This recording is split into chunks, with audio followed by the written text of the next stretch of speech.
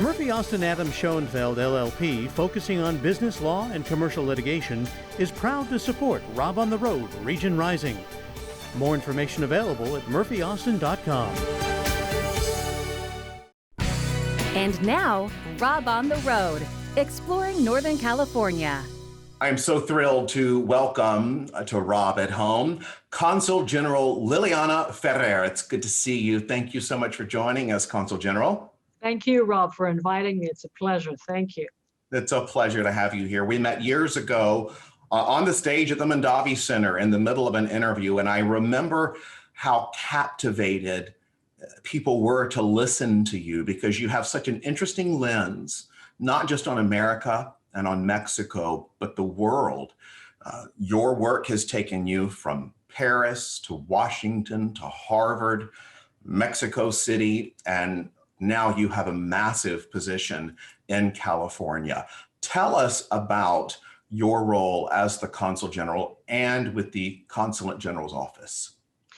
Of course. Thank you, Rob. I think in my 30-year spanning career as a career Foreign Service officer for the Mexican government, Ministry of Foreign Affairs, being the Consul General of Mexico in Sacramento is very much the highest honor and the greatest privilege I can have. Why?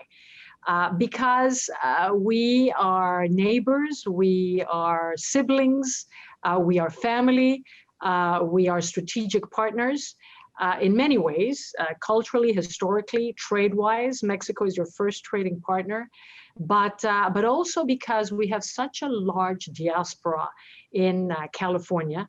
As you know, we are the largest majority in the United States, 37 million Hispanics, most of them Mexican.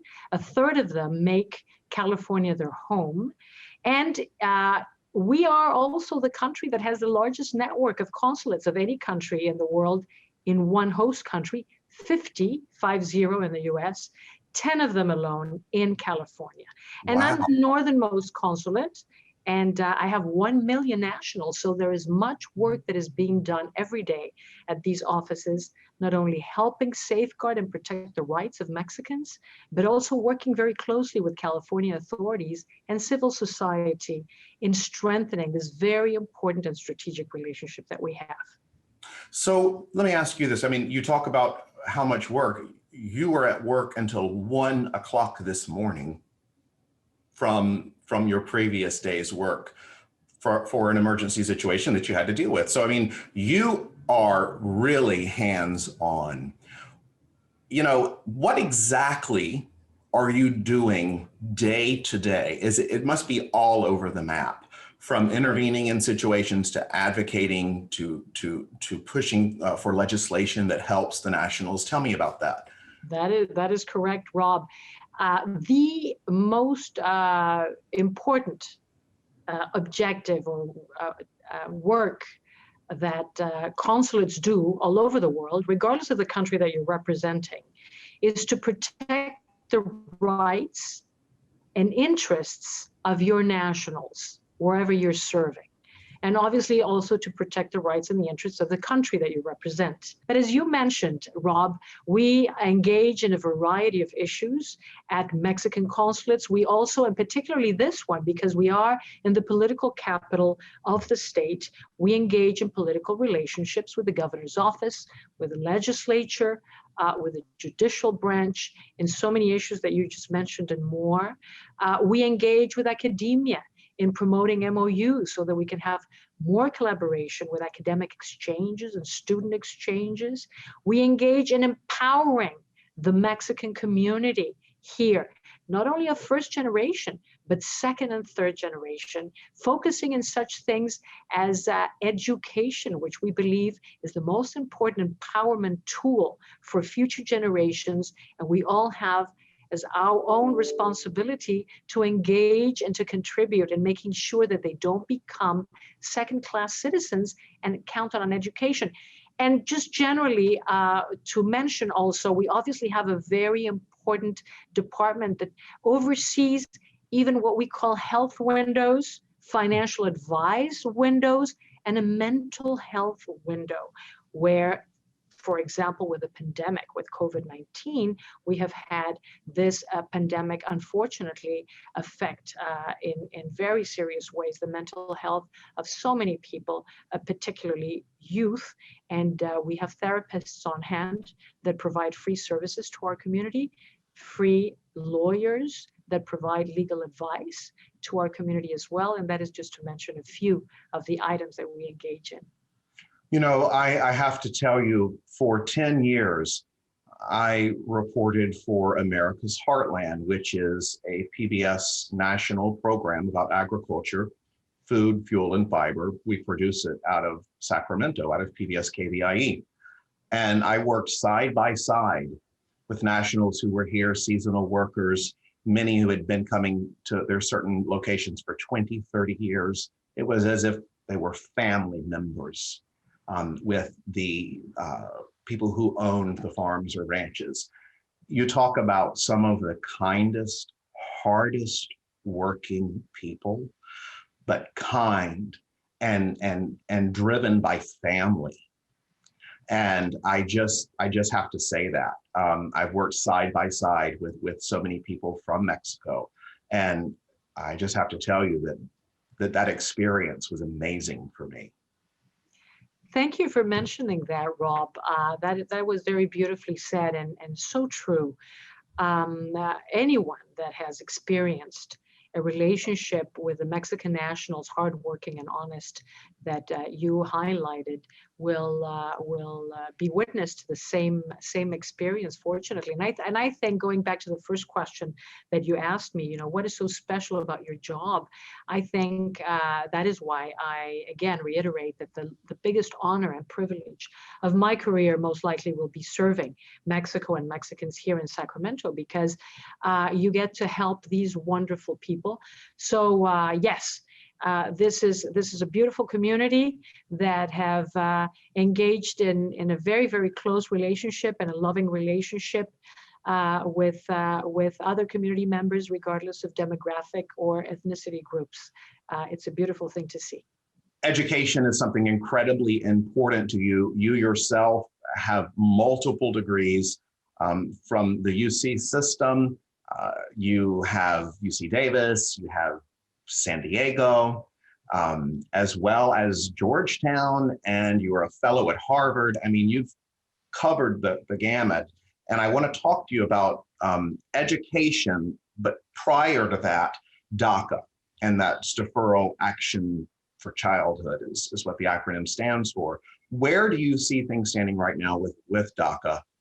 The Biden-Harris administration, as we all know, has now decided that they will allow for the continuance of DACA registrations and renewals. This is a wonderful community.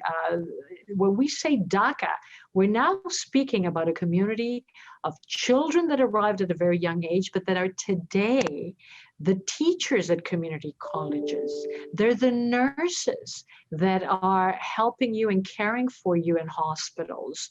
They are professionals, engineers, and PhDs that have graduated from your universities. They are active and very valuable members of your community. They're your friends. They're friends. Yes, and so the fact that this is recognized and that they are being protected the way that President Biden and Vice President Harris have announced is obviously a wonderful news. And speaking of education, one of the main projects, if not the most important project of this consulate, is that now for 10 years in a row, we have focused on organizing with a very important number of strategic partners, particularly in academia, universities, community colleges, and universities, both public and private in California, to organize every year, the first Saturday of February, a university fair that welcomes over 50 colleges and universities to our consulate to the consular premises. Over 2,000 students, mostly juniors and seniors at the high school level and community college students.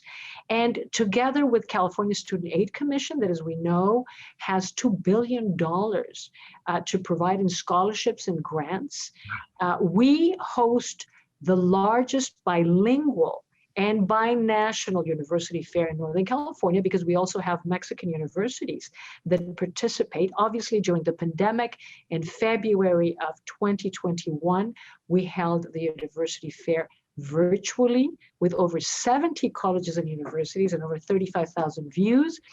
Wow, you got to grow. Yes, we are so fortunate, and now we expanded it to the participation of all 10 consulates in California, so we could cover the Southern California area where there's such a large population, and provide very crucial key information as to how can I help you, and take you by the hand with counselors and with experts, chatting live with this incredible technology that we have nowadays, and take students by the hand in this very complex way of navigating nowadays the application process to four-year colleges and universities, and how, if the limitation, and particularly in vulnerable communities, we know that many of them in Latinx communities don't go on to study and complete their four-year degree because of lack of financial means. They have to work to support their families. So speak to them directly right now, then. What do you want to tell them? What I want to tell them is that you're not alone. You can come to the consulate, seek out the information as to how to navigate the process, complete a four-year degree. Financial resources is not a limitation. The California Student Aid Commission is here to help you, and you need to apply for these very important resources and help that is available to everyone, regardless of your immigration status. Because the money is there, the opportunities are there. Please grab this link and share it with someone who could benefit from hearing what the Consul General is telling us about education and for applying for education and grants, and that's fantastic for scholarships. I love hearing that. You have a very interesting path, if you will, related also to your father's. Tell me about that. Did your father have this same position? Yes, he did. My father was also a career foreign service officer for the Mexican government. So was my grandfather, Wow. my mother's dad.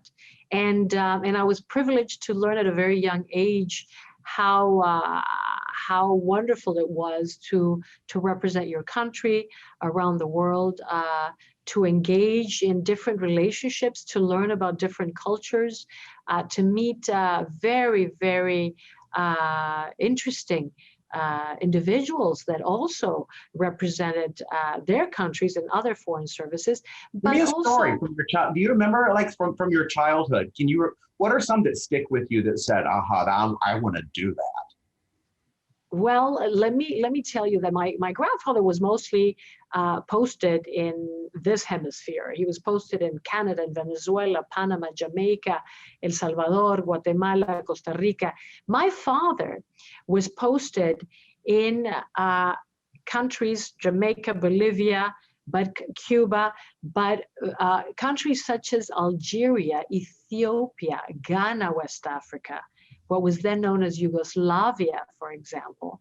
And my childhood was spent in West Africa, in Accra, Ghana, and just the ability to immerse yourself and to know that we're all brothers and sisters, regardless of what location of the planet you're from. And that, again, going back to your comment on the beauty and the importance of learning about each other, when you learn and you dive a little bit into the culture of others, you will see what a beautiful experience it is. So I feel very close to countries like Ghana. I feel very close to countries like Ethiopia, one of the most ancient civilizations in the world. We know that the origins of humankind are in Ethiopia, with Lucy Australopithecus afarensis. But also we know that in Addis Ababa, the capital of Ethiopia, you find the seat of the Organization of African States. So multilaterally also negotiations for very important issues to be negotiated internationally, such as the access to the vaccine of COVID-19 for developing and vulnerable countries in the African continent, in Asia and Latin America, is engaged in the multilateral sphere.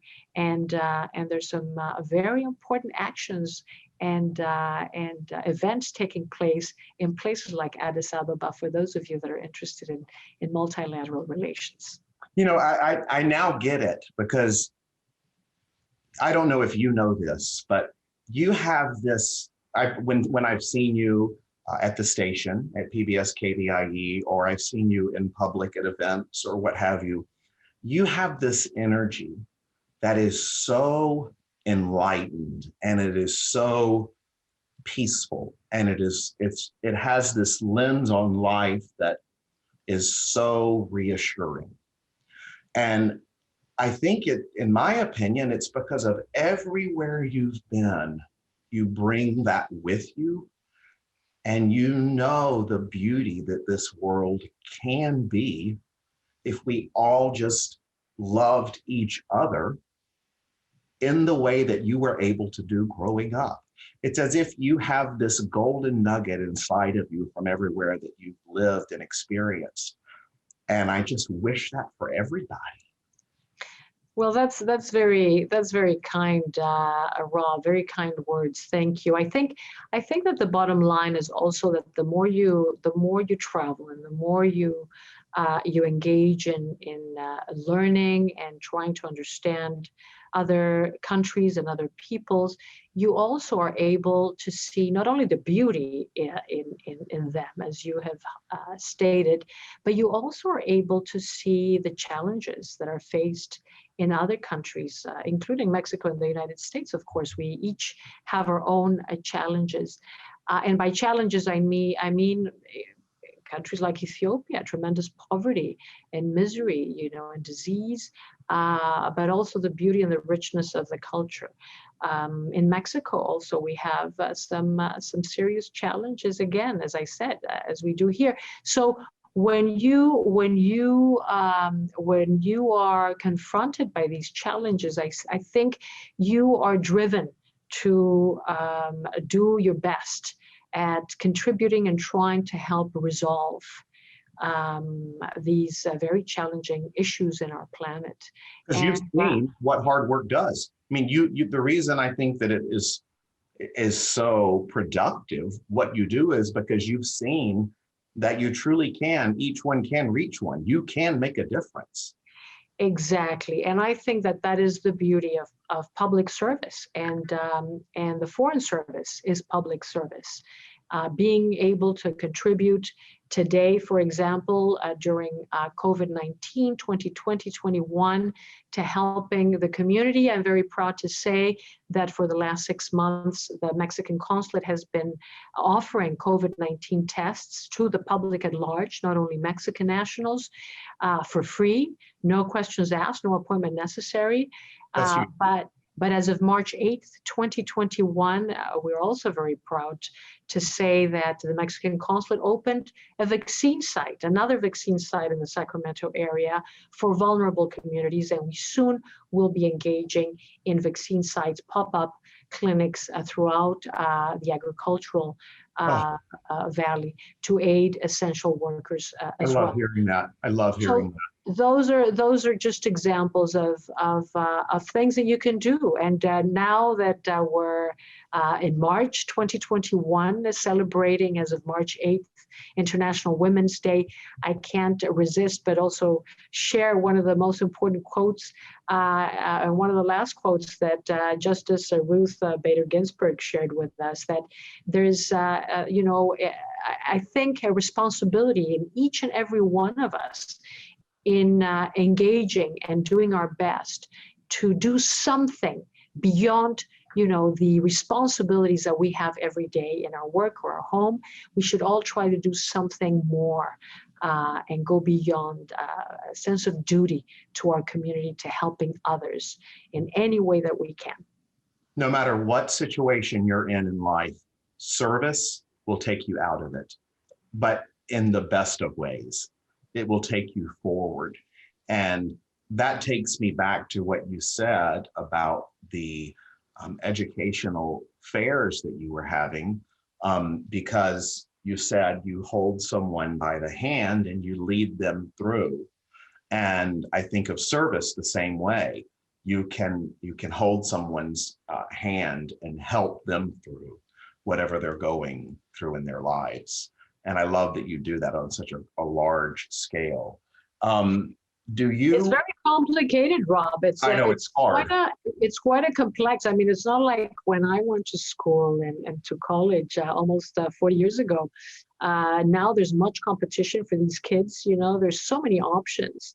And in saying competition, for example, the UC system, which is one of the best academic institutions in the world, obviously it takes a lot to be accepted. So I really, I really take my hat off and kudos to all these kids, and many of them Latinos. We all know that many UCs now are Hispanic serving institutions, which requires close to 25% of students being Latinos. Records were broken in 2020 and 21 with the highest percentages of Latinos registering for the UC system. And it makes economic sense as well for the state and for the consulate to help promote this. Because why? 40% of the population of California is Latino. So the future of California, to a great extent, and the future success, that is the key word, economic success of this state, to a great extent, depends on having a Latino community that is skilled, that is trained, that is educated, and obviously that has the enthusiasm, the dedication, and the will to be successful and to engage and contribute to California's economy. So again, it takes a team. We're all here to help the youth and make sure and this is to the youth, Latinos and Latinas, that we're here to help and that information is available. Many, many institutions are here to help you, and there are resources available for you to help you finish your 4-year degree. And we hope we can all hug very soon again after we all get vaccinated. But you yes. talked about earlier when we were chatting, you talked about, because you mentioned International Women's Day, and you also mentioned some news, some things that were happening right now in regards to, I believe the word you used was feminists. Mexico is taking a leadership role with various countries in Europe, particularly in Latin America as well. And we want to engage with California, no doubt, in a feminist foreign policy. What does that mean? Engage internationally in putting forth that women's rights are human rights, that we have to engage in equal pay, in gender parity. And let me just give you an example. We were speaking about my grandfather. When my grandfather joined the Foreign Service, there were a couple of women that were his colleagues. When my father joined the Foreign Service, maybe there were 20 women. When I joined the Foreign Service, we comprised 30% of the newly or the incoming class of Foreign Service officers. And nowadays, a couple of years ago, we reached gender parity. Now, and you got the top job. Yes, gender parity, 50% of women entering the Foreign Service. That's fantastic. So fantastic. But there's much to be done, particularly much to be done around the world to help young women and girls, become empowered, become educated. And it takes a village, as they say, for all of us to engage together with men as a team, he for she, and she for he, so that we can become a better community, a richer community, a more just and equitable community. And I'm happy to announce that in 2021, California and Mexico are signing a memorandum of understanding with the new Commission on Women's Issues in Governor Newsom's office with the Mexican Ministry of Foreign Affairs, precisely on looking into all these very important subjects of gender parity, equal pay, labor rights, and particularly after COVID-19, where women have been especially and negatively impacted, have lost their jobs, and we want to make sure that they have all the support network and the help that they need to pick themselves up and move forward. I do want to tell you, thank you so much for your time, your generous words, and your children have a wonderful mother, and we have a wonderful leader in you. And I appreciate your service just from one human to another. Thank you for what you do for humanity. It's been a privilege. It's been a privilege to participate in your program. Thank you for allowing me to share a little bit about my life, which is a little bit about Mexico and a little bit of what Mexicans are. You're also an ambassador, and I just want to say that because I love the word. It's such a great word, an ambassador for good. Thank you for joining us from the consulate in Sacramento. It's great to see you as always here on Rob at Home. Thank you so much. It's been a pleasure. Thank you, Rob. You're welcome.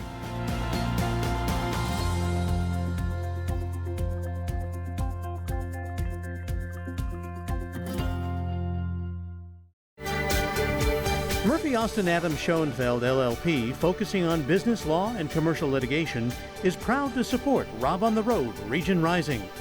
More information available at murphyaustin.com.